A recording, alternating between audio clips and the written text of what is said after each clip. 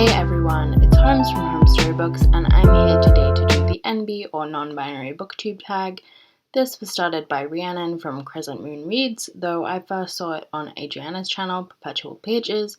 This tag is celebrating non-binary characters, authors, and representation in literature, so let's get into the books.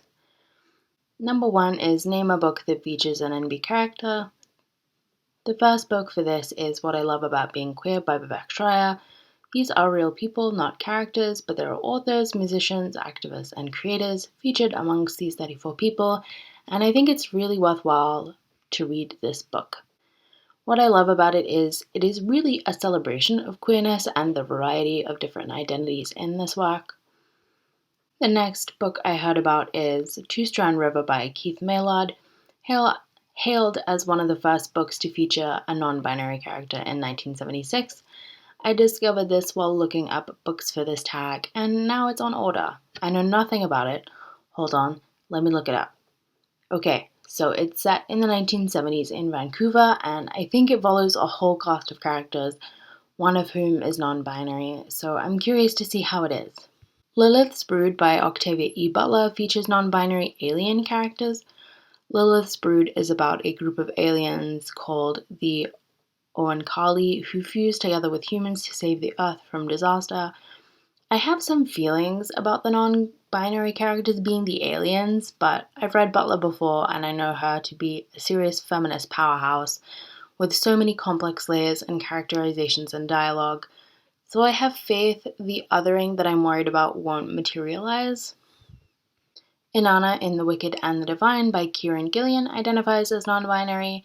The Wicked and the Divine is generally a pretty inclusive series with lots of different gods being incarnated as rock stars, politicians, powerful beings, and constantly swapping genders, identities, and attractions. Inanna is the Sumerian deity of love, beauty, sex, desire, war, combat, justice, and political power. Looking at images of them, yeah, they're queer. We have an undercut with partially dyed hair and a cool Bowie-esque jacket. All checks out. The Wicked and the Divine is also visually stunning. My one critique with graphic novels and representation is it's like, this is Inanna, they are non-binary. And then we're right back into the story where no one bats an eyelash. And I do believe we are getting to that point in young adult literature where a queer person's character or identity doesn't have to be the crux of the story, but graphic novels generally have this way of being like, look, a gay, and then they're never seen for another panel ever again. Like, okay, I'm not specifically talking about The Wicked and the Divine, and we have definitely come a long way since Frank Miller wrote Selena Kyle as a lesbian, except she totally commences a relationship with Bruce Wayne in a way that reminds me of James Bond and Pussy Galore at the end of Goldfinger. But I think queer people especially have a right to be critical of media we consume and find ways to navigate these growing pains. Name a book coming out or that has come out in 2019 that features an Enby character. That would be On a Sunbeam by Tilly Walden. This was originally a webcomic and now it is available in a thick, beautiful hardback.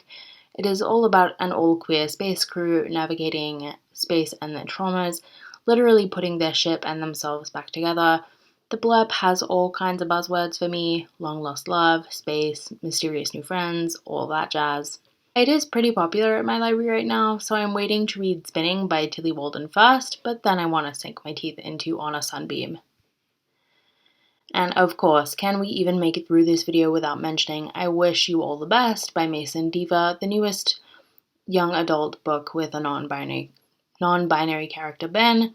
They are thrown out of their house by their parents after they come out as non-binary and form a friendship with Nathan, who I think is Muslim and super charismatic. Feelings, they, them pronouns, mental health. This book has it all and the kids are loving it. Number 3 is Name an author who is Enby, mention their book, if they are publicly out only. Kwekwe Emezi, who wrote Freshwater, is non-binary. Their literary exploration of someone's identity seems right up my alley. I love works that are non-linear, that explore identities and trauma, and this seems like my niche. When I borrowed it, I was really sick and I didn't quite have the capacity to read it how I wanted to, but it's back now. Let's go. I'm ready. Dennis Smith, who wrote Don't Call Us Dead, a poetry collection, identifies as non-binary. They discuss Black men's bodies, the violence they are subjected to, and how they make space for their bodies. Ray Spoon is non-binary, and they co-wrote Gender Failure with Ivan Coyote, who is also trans non-binary. Gender Failure is based on a live show that toured pretty much around the world, all about how they failed to live up to gendered expectations of themselves and their families. I've been wanting to read this one for a while, so it felt wrong not to include it. And finally, Ivan Coyote themselves. They are trans non-binary, as I said, and my favorite work of theirs I have read is Tomboy Survival Guide, a gorgeous memoir with beautiful details, etchings, and stories. I laughed, I cried, I ran a whole gamut of emotions. They've written something like 10 books, most of them short story collections, which is like, okay, Ivan, thanks, we know you're an amazing and productive writer, thank you. Tomboy Survival Guide was a 5-star read for me, so I'd read anything they've written purely because I feel like they have a really romantic sense of writing, and I love an author who wears their heart on their sleeve. Last question, number 4, is shout out 3 booktubers who are Enby only if they're publicly out. Adriana from Perpetual Pages. They are where I first saw the tag. They recommend lots of queer comics and queer young adult literature. I'm starting to read more queer young adult literature because of them, and I love how critical they are of the media they consume. I trust their opinion, and they're really cool. The original creator of the tag, who I just discovered, Rhiannon of Crescent Moon Reads, witchy, non-binary books. Do I need any other motives to subscribe to them? No, I don't. They do lots of cool witch-focused bookish videos, lots of discussion on representation, and I'm super excited to check out their channel and feel some Enby witchy vibes. I've also recently discovered Brody from Brody, who is super sweet and lovely and also really casual. They have a video about own voices that I can't wait to check out, and I'm so happy that I discovered them and their gorgeous videos through this tag. And there's me. I identify as genderqueer, which means I'm not on the gender binary. If you think of the gender binary as a blue and pink circle, I am on a full spectrum of color.